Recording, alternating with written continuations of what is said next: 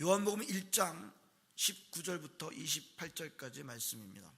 유대인들이 예루살렘에서 제사장들과 레위인들을 요한에게 보내어 네가 누구냐 물을 때 요한의 증언이 이러하니라.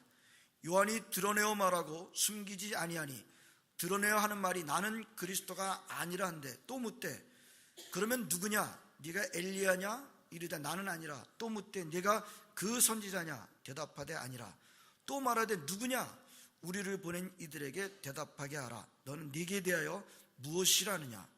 이르되 나는 선지자 이사의 말과 같이 주의 길을 곧게 하라고 광야에서 외치는 자의 소리로라 하니라. 그들은 바리새인들이 보낸 자라. 또 물어 이르되 네가 만일 그리스도도 아니요 엘리야도 아니요 그 선지자도 아닐진데 어찌하여 세례를 베푸느냐? 요한이 대답하되 나는 물로 세례를 베풀거니와 너희 가운데 너희가 알지 못하는 한 사람이 섰으니 곧 내 뒤에 오시는 그이라. 나는 그의 신발끈을 풀기도 감당하지 못하겠노라 하더라. 이 일은 요한이 세례 베풀던 곳 요단강 건너편 베다니에서 일어난 일이니라. 아멘. 먼저 부족한 저로 하여금 우리 시드니 영락교회에 와서 하나님 말씀을 전하게 해주셔서 하나님께 감사드리고, 또 이곳에 와서 함께 예배드리는 여러분 모두에게 하나님 크신 은혜가 함께 하시기를 바랍니다. 여러분 아시는 대로 성경에 보면 참 훌륭한 신앙의 위인들이 많이 등장합니다. 아브라함도 있고 이삭도 있고 야곱도 있고 다윗 왕도 있고 바울도 있고 베드로도 있습니다. 여러분들은 성경에 나오는 그 위대한 신앙의 위인들 중에서 누구를 가장 좋아하시고 가장 존경하십니까? 제가 한 분 한 분 여쭤보지 않아도 여러분들 다 가장 좋아하는 인물들이 있을 겁니다. 만약에 여러분이 그 질문을 제게 하신다면, 배목사 당신은 성경에 나오는 인물 중에 누구를 가장 좋아하나요? 라고 물으면 제가 뭐라고 대답할 것 같습니까? 저는 세례 요한입니다. 제 이름이 배요한이라서. 저는 세례 요한도 좋아하고 사도 요한도 좋아합니다. 그 중에서 성경에 나오는 인물들 중에 세례 요한을 가장 존경하고 좋아합니다. 제가 이름이 요한인데요, 저는 모태신앙입니다. 그래서 저희 아버님께서 회심을 하신 후에 제가 태어났는데, 저는 4살 때부터 매일 아침마다 하루도 빠지지 않고 가정 예배를 드렸습니다. 하루도 빠지지 않았다는 게 거짓말 같은데요, 정말로 사실입니다. 하루도 빠지지 않고 가정 예배를 드렸습니다. 그리고 초등학교 1학년 입학한 그 다음 날부터는 뛰어서 40분 걸리는 교회로 매일 새벽 기도회를 나갔습니다. 신학교 입학하기 전날까지 다닌 거죠. 이제 교회가 새벽 기도 끝나고 집에 와서 또 가정 예배 드리고, 그리고 아침을 먹었습니다. 그런데 이제 교회에서 새벽 기도 드리고 집에 와서 가정 예배를 드릴 때 저희 아버지, 어머니, 할머니, 그리고 제가 삼형제 중에 둘째인데요, 저희 6 식구가 매일 가정 예배를 드릴 때 아버지께서 간단하게 설교하시고 이제 중보기도 쭉 하실 때 맨 마지막에 항상 하시는 기도 제목이 있었습니다. 하나님, 첫째 진한이는 사관학교를 가서 하나님을 잘 믿는 훌륭한 군부고마의 용사가 되게 하시고, 하나님 둘째 요한이는 이름대로 사도 요한같이 세례 요한같이 하나님 말씀을 잘 전하는 훌륭한 목사가 되게 하시고, 하나님 셋째 수환이는 자라나는 청소년들에게 꿈을 줄 수 있는 훌륭한 교회학교 교사가 되게 해 주십시오. 매일 들었던 기도 제목입니다. 저희 형은 아버지 기도대로 지금 군인입니다. 제 동생은 지금 열심히 교회학교 교사가 되어 있습니다. 그리고 저는 먼저 하나님 은혜로, 둘째는 부모님의 기도로 감사하게도 목회자가 되어서 여러분 앞에 설 수 있는 영광도 서게 되었습니다. 그런데 제가 단지 이름이 요한이라서 세례 요한을 좋아하는 것만은 아닙니다. 여러분 잘 아시는 대로 마태복음 11장 11절에 보면 예수님께서 세례 요한에 대해서 이렇게 평가를 하셨습니다. 여자의 몸에서 난 자 중에 세례 요한보다 더 큰 이가 일어남이 없도다. 모든 인류는 여자의 몸에서 태어납니다. 그런데 여자의 몸에서 난 모든 사람 중에 세례 요한보다 큰 이가 없다. 가장 위대한 인물이 세례 요한이라는 거죠. 그러면 도대체 세례 요한은 어떤 인물이었길래 이렇게 예수님 앞에 가장 영예로운 칭찬을 얻을 수 있었을까? 오늘 귀한 주일을 맞이해서 하나님 앞에 예배하러 오신 우리 시드니 영락교회 성도님들도 어떻게 하면 세례 요한처럼 우리 주님 앞에 큰 칭찬 얻는 그런 성도가 될 수 있을까? 오늘은 이 질문으로 본문 말씀을 중심으로 잠시 말씀을 묵상해 보도록 하겠습니다. 자, 먼저 세례 요한은 어떤 인물이었는가 한번 정리를 해보겠습니다. 세례 요한은 태어날 때부터 나시린이었습니다. 나시린은 이스라엘 백성들 중에서도 하나님이 특별한 뜻이 있으셔서 구별해서 세운 인물을 나시린이라고 합니다.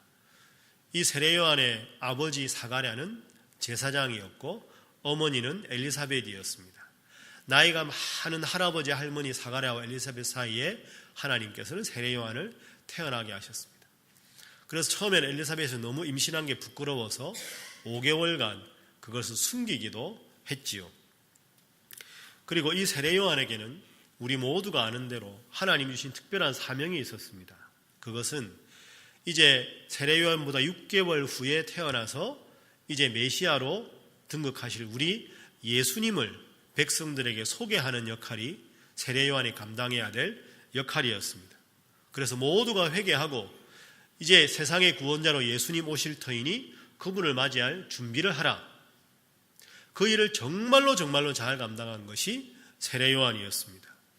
그래서 너무나도 철저하게 사명을 잘 감당했기 때문에 예수님께서는 세례 요한에게 그렇게 위대한 여자의 몸에서 난 자 중에 세례 요한보다 큰 이가 일어남이 없다 하는 칭찬을 하신 것이지요.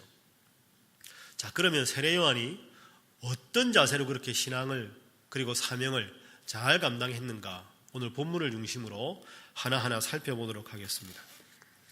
여러분, 오늘 본문 말씀 먼저 19절 말씀해 보시면 유대인들이 예루살렘에서 제사장들과 레위인들을 요한에게 보냈다 이렇게 소개합니다. 그러니까 세례 요한이 워낙에 하나님 앞에 위대한 사도였기 때문에 위대한 하나님의 사람이었으니까 그 세례 요한의 명성이 당시 가장 큰 도시 예루살렘까지 전파되었다는 거죠.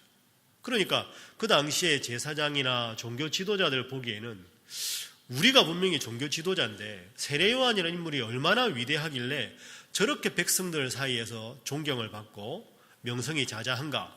하수인들을 보내서 세례 요한을 직접 만나보고 세례 요한이 어떤 인물인지를 한번 살펴서 보고를 시키는 겁니다. 그 하수인들이 이제 이 세례 요한을 만나러 갔습니다. 그리고는 19절에서 묻습니다. 내가 누구냐? 여러분, 세례 요한에게 하수인들이 와서 내가 누구냐? 그러면 상식적인 대답은 무엇입니까? 나는 세례 요한이다. 이게 상식적인 대답 아닙니까? 세례 요한의 대답을 보십시오. 너는 누구냐? 19절에 물었는데 20절에 나는 그리스도가 아니라. 이 동문서답이지요. 너는 누구냐? 나는 세례자 요한이다. 나는 그리스도가 아니다. 그러니까 이들이 또 묻습니다. 자, 21절에 보면 내가 엘리야냐? 아니라. 사실은 엘리야냐라고 물었을 때 세례 요한이 그렇다 하고 대답할 수 있습니다. 구약 말라기서 4장 5절에 보면 메시아 예수님이 오시기 전에 먼저 그의 길을 예비할 엘리야를 보내겠다 하고 말씀하셨기 때문에 이 하수인들이 내가 엘리야냐라고 물었을 때 그렇다, 내가 엘리야다 대답해도 되는 거지요. 또 묻습니다. 내가 그 선지자냐? 신명기 18장 15절 말씀에 보면 제2의 모세를 하나님 보내겠다 하셨습니다. 그래, 그 선지자가 나다 대답할 수 있습니다. 그러나 세례 요한은 대답하지 않았습니다. 대적자들이 답답했습니다. 22절 23절 묻습니다. 그러면 너는 도대체 누구냐? 우리를 보낸 사람에게 도대체 너를 뭐라고 소개하면 좋겠느냐? 너의 입으로 한번 대답을 해보라. 이렇게 물었습니다. 세례 요한이 뭐라고 대답합니까? 나는 광야에서 외치는 자의 소리다. 여러분 잘 아시는 대로 광야에 외치는 자의 소리라는 말은 이런 뜻입니다. 과거에 큰 전쟁이 이제 나라와 나라 사이에 있으면 만약에 그 전쟁을 우리나라가 지게 되면 우리나라는 볼모가 되고 모든 사람들이 포로로 잡혀가서 나라를 잃어버리게 됩니다. 그러니까 고대 큰 두 나라 간의 전쟁이 있으면 전쟁터에 모든 장병들이 나갈 때 때로는 왕이나 아니면 노인들이나 어린아이들이나 여인들이 전쟁터에 나가는 모든 장병들을 환송합니다. 그리고 마음으로 기도하는 거죠. 제발 이번 전쟁에서 승리하고 돌아왔으면 좋겠다. 그러면 장병들이 전쟁터로 떠나는 그날부터 모든 남아있는 본국의 백성들은 가슴을 졸이면서 전쟁에서 승리하기를, 그리고 승리하게 되면 가장 훌륭한 공을 세운 자가 누구인지, 그리고 사랑하는 우리의 가족들이 살아 돌아오기를 간절하게 기도하면서 기다립니다. 그랬을 때 전쟁이 다 끝나고 전쟁의 그 승리의 소식과 개선 장군이 누구인지 그 모든 장병들보다 제일 선두에 서서 빨리 본국에 와서 알려야 되는 사람, 그 사람이 바로 광야에 외치는 자입니다. 그러면 그 사람이 누구냐, 그 전령이 누구냐가 중요한 게 아니죠. 그 전령의 입에서 나오는 말이 중요한 겁니다. 전쟁에서 승리했습니다. 가장 큰 공을 세운 개선 장군은 누구입니다. 그 사람의 입에서 나오는 말, 소리가 중요하기 때문에 세례 요한은 나는 주의 길을 걷게 하라고 광야에 외치는 자의 소리다, 이렇게 대답을 하고 있습니다. 그러니까 여러분, 이 대적자들 입장에서는 세례 요한의 이 대답을 들으면 그러면 너의 뒤에 올 누군가, 그분은 누구냐, 이 관심을 세례 요한이 아니라 개선 장군에 관심을 갖게 되는 거죠. 대적자들이 또 묻습니다. 너 이름이 세례 요한인데 왜 세례를 주느냐? 여러분, 그러면 어떻게 대답하는 게 맞을까요? 하나님이 시켜서 준다 이러면 되지 않겠습니까? 근데 세례 요한 그렇게 대답하지 않습니다. 나는 물로 세례를 준다. 내 뒤에 오시는 분은 성령으로 세례를 주실 것이다. 나는 그분의 신발끈을 풀기도 감당하지 못한다. 자, 그럼 한번 정리를 해보시죠. 오늘 본문 말씀은 완벽한 동문서답입니다. 너는 누구냐? 나는 그리스도가 아니다. 엘리야냐? 아니다. 그 선지자냐? 아니다. 누구냐? 광야에 외치는 자의 소리다. 왜 세례 주느냐? 나는 물로 주지만 내 뒤에 오시는 저분은 성령으로 세례를 주신다. 그러니까 대적자들의 모든 관심은 세례 요한에 집중되어 있는데 세례 요한의 관심은 자신에게 집중하기를 원하는 게 아니라 내 뒤에 오실 예수, 저분에게 집중하라 하는 것이 세례 요한의 모든 대답의 핵심입니다. 이것이 세례 요한의 훌륭한 점이라고 우리는 생각할 수 있지요. 계속해서 29절 이하에 보면 이제 드디어 예수님께서 백성들 사이로 등장하십니다. 그때 세례 요한이 소개하지요. 보라, 세상 죄를 지고 가는 하나님의 어린 양이 오셨다. 저분은 나보다 먼저 계신 분이다. 결정적으로 34절에 보면 이분이 바로 하나님의 아들이다, 이렇게 소개합니다. 그리고 1장 35절에 보면 자기 제자 중에 두 사람을 이제 예수님을 따르는 제자가 되라고 보냅니다. 그 두 제자가 누굽니까? 베드로와 안드레입니다. 예수님의 수제자 베드로, 가장 순수한 믿음을 가졌던 안드레는 사실은 세례 요한의 제자였는데 세례 요한이 예수님을 섬기라고 파송을 한 거죠. 자, 지금까지 말씀을 가지고 한번 우리가 인간적으로, 신앙적으로 말고 인간적으로 한번 생각을 해보시죠. 세례 요한은 당시에 예루살렘까지 소문이 날 정도로 백성들의 존경을 받던 인물이었습니다. 헤롯 왕조차도 어찌할 수 없는 막강한 종교적인 존경을 받던 인물이었습니다. 수많은 백성들이 세례 요한을 따랐고 화려한 제사장 가문의 외동아들이 세례 요한이었습니다. 그리고 많은 제자들도 있었습니다. 그런데 오늘 본문의 이때까지만 해도 예수님은 아직까지 백성들에게 전혀 소개되지 않았습니다. 가장 촌동네 나사렛 출신이었고 가난하고 보잘것없는 목수의 아들에, 그것도 가난한 집안의 장남이었고 집에 동생들도 줄줄이 있었습니다. 어느 한 사람이 예수님을 주목하지 않았고 아직 제자도 없었습니다. 그러니 경륜으로 보나 나이로 보나 존경으로 보나 신뢰도로 보나 인지도로 보나 세례 요한이 가장 위대한 반열에 있었고 예수님은 전혀 부각되지 않은 그런 상태였지요. 그런데 이 세례 요한은 자신에게 향하는 모든 관심을 예수님께로 돌립니다. 그리고 사람들이 와서 이야기합니다. 선생님, 이제는 그렇게 선생님을 따르던 많은 사람들이 선생님께 오지 않고 이제는 다 저 나사렛 사람, 저 예수에게로 갑니다. 여러분, 그 말 들으면 솔직히 인간적으로 조금 섭섭할 만도 하지 않습니까? 야, 그런다고 어떻게 다 가냐? 좀 남지. 이럴 법도 한데요. 전혀 세례요한 그러지 않습니다. 우리가 잘 아는 요한복음 3장 30절에 보면 그는 흥하여야 하겠고 나는 쇠하여야 하리라. 야, 여러분, 이 고백이 얼마나 대단한 고백입니까? 자신에게 향하는 모든 관심을 예수님께 다 돌리고 예수님은 흥하여야 하고 나는 쇠하여야 한다. 이것이 세례요한의 훌륭한 점입니다. 우리 모두가 잘 아는 대로 세례요한은 예수님을 백성들에게 소개하기 위해서 정말로 어려운 고행의 길을 걸었습니다. 누가복음 1장 80절에 보면 이 세례요한이 예수님을 전하고 회개의 복음을 전할 때까지 유대 광야에 거했습니다. 유대 광야에 거하다가 아침 무렵이 되면 와서 회개의 복음을 전하고 다시 저녁이면 자신의 거처인 유대 광야로 돌아가는 거죠. 유대 광야는 낮과 밤의 기온차가 40도 이상 되는 곳입니다.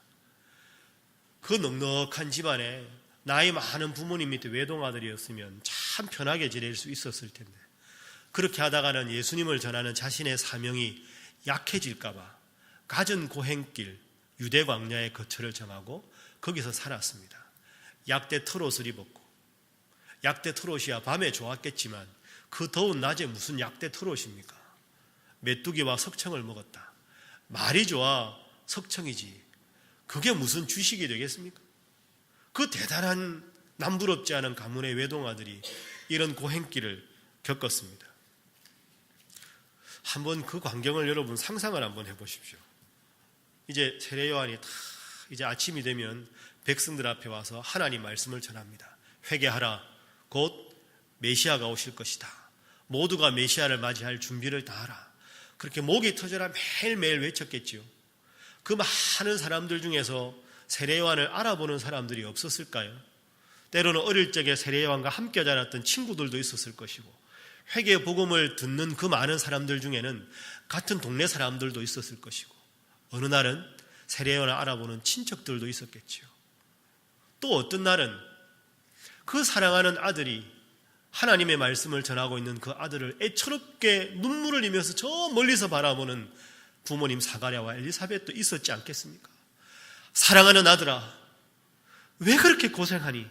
오늘은 집에 가서 하룻밤 자고 좀 몸도 좀 추스리고 그러면 갔으면 좋겠다.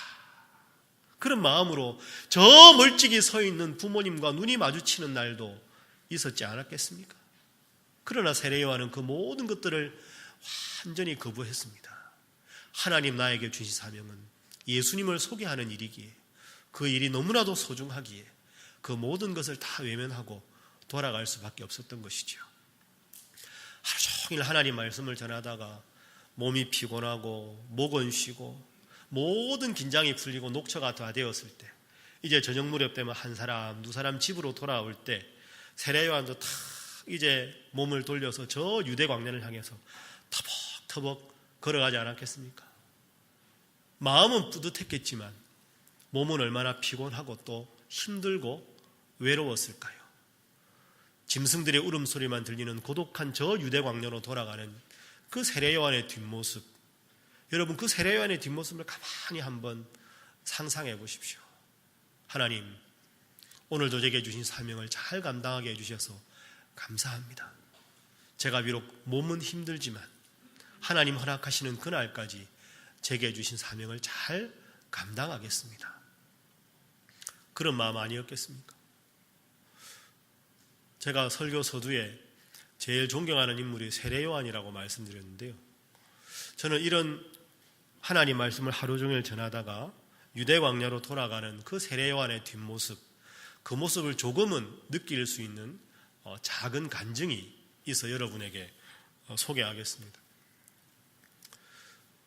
제가 원래 목회하기 전에는 신학교에서 학생들을 가르쳤습니다. 가르치기 전에 군대 생활을 군목을 했습니다. 제가 군목 생활을 한 곳은 강원도 강릉동의 삼척입니다. 제가 시드니 처음 왔는데요. 이렇게 아름다운 것일 줄 머릿속으로 알았지만 정말로 이 정도일 줄은 몰랐습니다. 너무너무 바다가 아름다운데요. 한국의 바다 하면 그래도 시드니와 비교할 바는 아니지만 동해의 바다 아닙니까? 강릉동해 삼척 7번 국도를 쫙 펼쳐진 동해 바다가 참 아름다운데요. 제가 거기서 3년을 대위로 근무했습니다. 그런데 동해 바다에서 군생활하는 게 낭만적이지 않습니다. 관광할 때나 낭만적이지 군생활은 힘듭니다. 그런데 이제 저희 부대는 동해안에 여러분 가보시면 여기랑 다르게 해안에 그 바닷가에 초소들이 있습니다. 병사 2명이서 밤새 근무하는 초소들이 동해안 전체 펼쳐져 있지요. 그 해안 부대를 지키는 부대가 제가 근무하던 부대였습니다. 그러면 2인 1개조로 들어가서 밤새 초소에서 근무를 섭니다. 실탄을 30발을 딱 장전하고 혹시 북괴가 넘어올지 모르니까. 제가 군생활할 때가 북한의 그 잠수정이 강릉 앞바다에 좌초가 돼서 칠성선으로 공비들이 도망가던 그때였습니다. 그래서 부대가 갑자기 증편되면서 군목이 필요하니까 한 명 보내라. 그래서 제가 차출돼서 군목으로 간 거였습니다. 그러다 보니 온 국민들이 동해안을 걱정하는 그런 상황이었기 때문에 밤마다 간무들이 그 해안 초소에 있는 병사들을 감시하러 갑니다. 졸까봐. 졸다가 걸리면 어떻게 될까요? 바로 그 시간부로 영창으로 갑니다. 일주일간 영창으로 감옥으로 가는 거죠. 그래서 우스갯소리로 병사들은 우리에게는 적은 2종류다. 첫 번째는 북한군이고 두 번째는 간부다. 이건 뭐 우스갯소리지만 왜 간부한테 걸리면 바로 영창 가니까요. 그런데 간부지만 계급장을 달았지만 장교지만 전혀 긴장하지 않은 유일한 간부가 있습니다. 그 간부가 바로 군목이었습니다. 그래서 제가 이제 해안에 초소에 위문을 합니다. 그러면 상황병한테 전파를 하죠. 야, 목사님이 1초소부터 쭉 돌 테니까 긴장하지 말고 걱정하지 말고 목사님 편하게 맞이해라. 그렇게 미리 딱 안심을 시켜 놓습니다. 그리고 이제 1초소에 가서 그 다음 2초소 쭉 돌지요. 밤 10시쯤 시작하면 새벽 3시나 3시 반까지 한 개 소대 전체를 돌게 됩니다. 백사장가에 초소가 있는 데도 있고 절벽 위에 있는 데도 있고 얼마나 꾸불꾸불 길이 힘들겠습니까? 초소에 딱 가면 저하고 저를 도와주는 군종매가 갑니다. 배고프지? 아닙니다. 괜찮습니다. 그럼 어떡하냐? 목사님 초코파이 갖고 왔는데 그냥 가지고 갈까? 아닙니다. 이러면서 초코파이를 줍니다. 초코파이를 딱 주고 야, 이것만 먹으면 목 맥히지 않겠냐? 요구르트 먹어라. 요구르트 가서 딱 줍니다. 그럼 요구르트 먹고 초코파이 먹고 졸다가 걸리면 영창입니다. 그러니까 왕사탕이 있습니다. 이만한 거. 그걸 한 주먹 쥐어가지고 바지 주머니에 넣어줍니다. 이게 당분이 있어서 피로하지 않지요. 그걸 빨면 졸 염려가 없습니다. 야, 이거 먹고 졸지 말고 근무 잘해라 하고는 두 병사 사이에 제가 딱 들어가서 양쪽 어깨에 손을 딱 얹고 기도합니다. 하나님, 전역하는 그날까지 몸 건강하게 하나님 잘 믿고 고향에 계신 부모님 염려할 거 생각하면서 군생활 잘하게 해주십시오. 그 당시 기준으로 2년 2개월 동안 병사들이 열심히 근무를 잘할 수 있도록 기도를 합니다. 그렇게 해서 다 돌고 중대나 소대 본부로 돌아오면 새벽 3시 반이나 4시가 됩니다. 바닷가 밤이 얼마나 절벽 위가 추운지 모릅니다. 겨울에 다니면 이제 절벽을 다녔으니까 땀에 젖었지요. 바람은 불지요. 그러면 이제 운전병 깨웁니다. 밤새 자는 운전병 가자. 그럼 구형집 차는 시끄러워서 운전병하고 저하고 대화가 안 됩니다. 엔진 소리 때문에. 그러면 군종병은 뒤에 앉아서 타자마자 코 골고 자고 있지. 운전병은 정신없이 지금 자다 일어나서 운전만 하고 있지. 검푸른 동해바다를 오른쪽에 끼고 7번 국도를 1시간을 달려서 저희 집에 오는 겁니다. 열은 났고 밖에 바람 소리는 나고 오른쪽에 시커먼 멋있는 동해바다가 쫙 펼쳐져 있는 그때 마음은 뿌듯한데 몸은 참 피곤하고 힘이 듭니다. 그때 저는 세례 요한이 이런 마음이었겠다. 하루 종일 예수님을 소개하고 이제 하나 둘씩 민가로 다 사라질 때 사람들이 다 사라지는 걸 보고 다시 저 유대 광야를 향해서 터벅터벅 걸음을 옮길 때 하나님 그래도 오늘 제게 주신 사명을 잘 감당하게 해주셔서 감사합니다. 이 마음이 그 마음이겠구나. 그렇게 느꼈습니다. 그리고 그때 제가 집차 타고 올라오면서 즐겨 부르던 복음성가가 한 곡이 있습니다. 세례요한이 이 곡을 알았다면 이 곡을 부르지 않았을까 하는 곡입니다. 제목은 순례자의 노래입니다. 제가 목이 좀 안 좋아서 부르진 않겠습니다. 앞부분 이렇죠. 저 멀리 배는 나의 시온성 오 거룩한 곳 아버지 집. 다 아시죠? 네. 돌아가셔서 한번 불러보십시오. 저 멀리 배는 나의 시온성 오 거룩한 곳 아버지 집. 내 사모하는 집에 가고자 한밤을 세웠네. 저 망망한 바다 위에 이 몸이 상할지라도 오늘은 이곳 내일은 저곳 주 복음 전하리. 아득한 나의 갈 길 다 가고 저 동산에서 편히 쉴 때 내 고생하는 모든 일들을 주께서 아시리. 빈들이나 사막에서 이 몸이 고날지라도 오 내 주 예수 날 사랑하사 날 지켜주시리. 그렇습니다. 세례요한은 참 겸손한 사람이었고 하나님 자신에게 주신 사명을 잘 감당하기 위해서 자신의 모든 것을 다 포기하고 오직 주님께 모든 영광을 돌리고 모든 관심을 메시아이신 예수님께로 향했던 인물이었습니다. 그러한 자였기에 우리 예수님께서는 세례요한을 향하여 여자의 몸에서 난 자 중에 세례요한보다 더 큰 이가 일어남이 없도다 하고 칭찬하셨습니다. 여러분, 세례요한과 우리의 차이가 무엇입니까? 우리는 늘 인생을 살아가면서 나는 누구인가를 묻습니다. Who am I? 나는 누구냐? 나는 뭘 해야 되느냐? 내가 뭘 해야 더 많은 걸 얻을 수 있을까? 내가 어떤 사람으로 인정받을까? Who am I? 이것이 우리의 관심입니다. 그러나 세례요한의 관심은 Who am I가 아니었습니다. Whose am I? 나는 누구의 것인가? 누가 나를 이 세상에 보냈는가? 누가 나에게 살아갈 수 있는 소명을 주셨는가? 하나님께서 나를 보내셨으니 하나님께서 나에게 향하신 뜻이 예수님을 소개하는 일이라면 모든 것 포기하고 나의 주인이신 주님께서 나에게 원하시는 삶을 살겠습니다. 그 마음으로 평생 살아가는 것이 세례요한이었습니다. 여러분, 여기에 귀한 영적인 비결이 있습니다. 나의 주인이신 주님을 위해 살아가는 것은 내 인생을 일방적으로 포기하는 게 아닙니다. 나보다 나를 더 잘 아시는 하나님 앞에 내 인생을 맡기고 하나님 나의 원하시는 뜻대로 살아가는 것, 그것이 희생의 길이 아니라 축복의 길인 줄로 믿습니다. 하나님 주신 소명대로 잘 살았을 때 예수님께서 세례요한에게 큰 칭찬을 주신 것이지요. 여러분에게 묻습니다. 여러분은 지금 왜 인생을 살아가십니까? Who am I를 주로 물으십니까? Whose am I를 주로 물으십니까? 하나님께서 왜 시드니 영락교회 여러분을 섬기게 하셨습니까? 왜 많은 사람 가운데 하나님을 믿게 하셨습니까? 하나님께서 여러분의 자녀들을 왜 여러분에게 주셨습니까? 여러분을 통해서 무엇을 이루기를 원하십니까?